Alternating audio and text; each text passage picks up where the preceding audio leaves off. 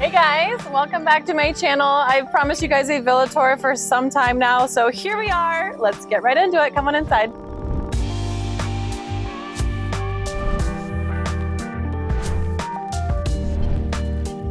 So in case you haven't noticed, on Instagram, I drive a golf cart. A lot of people drive bikes here. Most people drive bikes here. Honestly, everyone drives a bike here, but I drive a golf cart. It's more safe. I feel more comfortable. People think it's weird, but I think it's weird that people think it's weird. So anyways, let's go inside. So here we are. This is kind of my little indoor, outdoor living area. One of the very first things I did when I moved in here was I replaced all of these doors so I could just open these completely wide open and I could have my whole indoor area flow straight into the outdoor area. That's like one of my favorite features about like all real estate projects is when you can live inside and outside so seamlessly. And I just love how this works out so well here. So let's go into my little garden pool oasis and I'll show you around a little bit in there.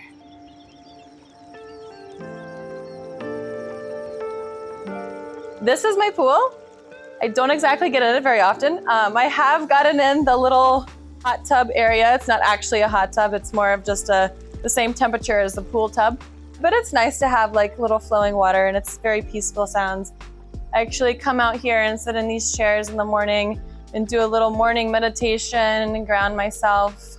This is one of my favorite little spots to hang out. Even at nighttime, it's really nice because these lights give like the most amazing little like glow and like the way they move around, like the light dances, it's really pretty. I love it out here. Anyways, let's head back inside. So this is the living room and it was a little bit different when I moved in. The couch was actually facing the wall. The TV was over there. I just took this whole living room and spun it this way because I wanted to be able to sit on my couch here and also see the pool, see the TV, and just have this whole view. And it's just much nicer than sitting here staring at the wall.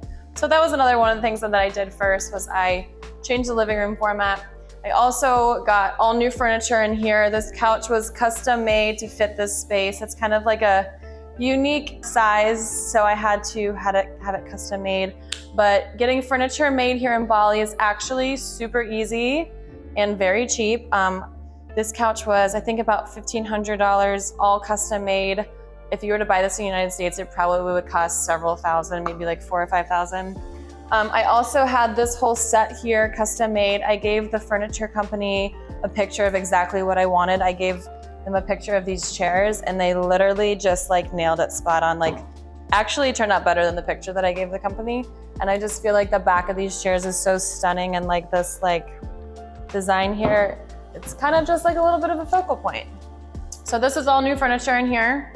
And I haven't really done much with the kitchen. The kitchen was as is when I bought the place. I do cook a lot here in Bali. And if you don't know a lot about Bali, it's actually cheaper to go out to eat because food is so expensive. But I love cooking, as you guys know. I write cookbooks. So I just, you know, it's a labor of love and I enjoy it. So I do it. I would show you what's in the fridge, but I have not gone grocery shopping, so it's not exciting. So we'll skip that part of the tour. Anyways, let's head into my bedroom. So I haven't really done much to this room since I moved in. These pendant lights are brand new. They're actually made of zipper, which I thought was super cool. So this is really all I've ever placed in this place. And then I did some shelf styling over here. But that's it. I like to keep my bedroom very simple, very minimalist. It's very like Japandi, Wabi Sabi vibes in here. And I like it. Let's go into the bathroom. As you guys know, this was my biggest renovation project. This took me actual months. And I'm very happy with how it turned out. So I'm super excited to show you guys. Come on in. This is my grotto bathroom. So the first thing I did was, this was all completely outdoors here. Like I could be standing here and I would get rained on and there was just so many bugs, so many like animals that I was constantly like showering with. It was like cool at first and all, but then it got very old. And so I decided to close all of this in and just do like a whole like grotto style bathroom with the big soaking tub. And we did, this is all brought in. It's marble, it's real marble. It was literally like doing a Tetris jigsaw puzzle for the workers. It was like so fascinating to watch. They were all so skilled. I was so impressed. And then we just added some little like plants up here. And like I said, orchids are my absolute favorite. And so I planted some up there. And then we did some pendant hanging lights in here just to add more light. So this is the shower bathroom area. Before there was just a bathtub right here. And then the shower was actually over here where the toilet is now. And I just took everything and just moved everything this way and expanded it. And I put in this double vanity here. This was also handmade for this place. It was carved in Jawa. Took many months, but it turned out absolutely perfect. It's exactly what I imagined. And I saw this idea of doing a mirror that was cut off and doing the faucets through the mirror. This was kind of incidental because I decided I wanted the faucets coming out of the wall. And then after we put the mirror in, we were like, oh, how are the faucets gonna come out? So I had the mirror sent back and they actually cut holes in the mirror so that the faucet could go through the mirror. So it was actually a happy mistake and I'm very, very happy with how it turned out. It looks so good in here. Super excited. And I think I mentioned also on Instagram, I bought this rug. It's a vintage rug, came from Turkey. And I feel like it just adds the right amount of color, but not being too much. And that's it for the bathroom.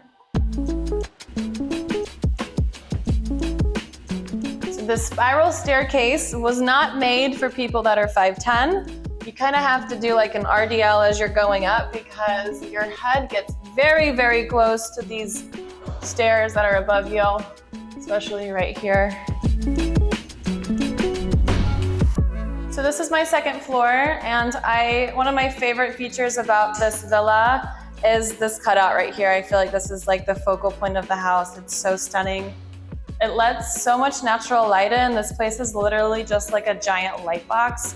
It's so good for shooting content because the light is always perfect and streaming in. And another thing I love about this villa is the ironwork here. The ironwork reminds me so much of like Parisian apartments, like just like the architecture in Paris. I remember when I was there, I saw like this exact ironwork and I was like, oh my God, it's like, that's at my villa. So I'm guessing this was like inspired by Paris, so I love it. And this is another little patio. I don't come out here very often, but it's super nice out here. It's nice to have just like a little space where I can see all like the banana trees and the rice field. It's a really nice view. So let's head back inside. So this is the second bedroom. It's pretty basic. It's a lot like my bedroom, just a little bit smaller. The headboard area is a little bit different. It's like all of that like upholstered and like with the wood. It's very nice. But I don't come up here very often. It's kind of just become my suitcase storage area.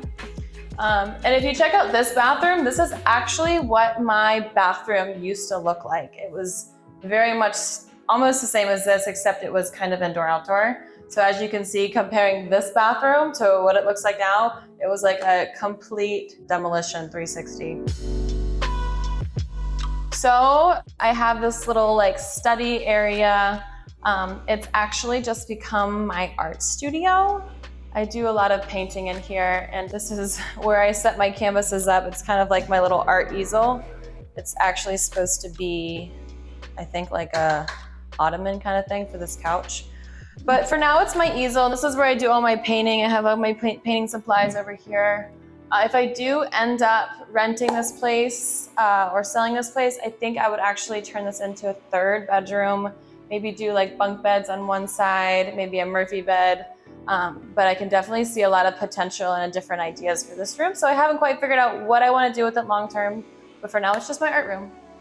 And so there's one more floor up the spiral staircase. It goes to the roof.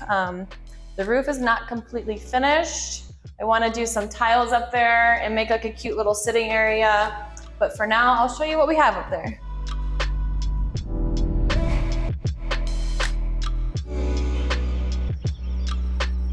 Here's the roof.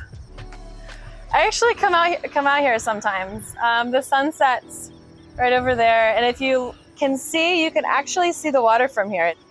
And there are some really nice villas all around here.